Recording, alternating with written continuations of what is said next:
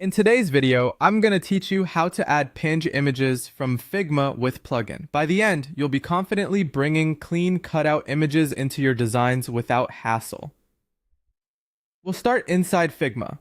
To get PNG style assets, you first need a stock image plugin. Head to the top menu, open plugins, then choose browse plugins in community. In the search bar, look for popular options like Unsplash, Pexels, or Pixabay for free photos and stock images. You can also look for background remover plugins, which are great for turning regular photos into transparent cutouts. When you find what you like, click install. That's it, no restart required. Now let's run the plugin. Right-click anywhere on your canvas, go to plugins, and select the plugin you just installed.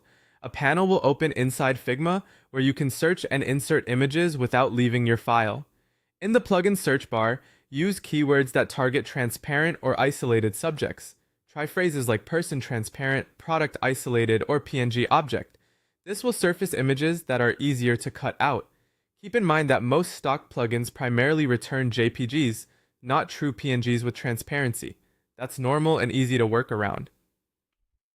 To convert an image to a PNG style cutout with a transparent background, you have two paths. Option A is to insert a photo from something like Unsplash or Pexels, then run a background remover plugin, often powered by services like remove.bg. In a couple of clicks, the background drops away, and you're left with a clean, transparent subject right on your canvas. Some removers may require an account or credits, so check the details before heavy use. Option B is to start with plugins that already provide transparent assets. Search for options such as Icons 8 for cutout people or Humayans for illustrations. These come pre-cut with transparent backgrounds, saving you a step and giving you consistent results.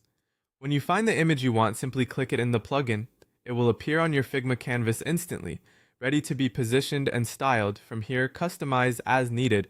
You can resize freely while keeping quality intact. Drop a color, gradient, or blur behind the image to create contrast.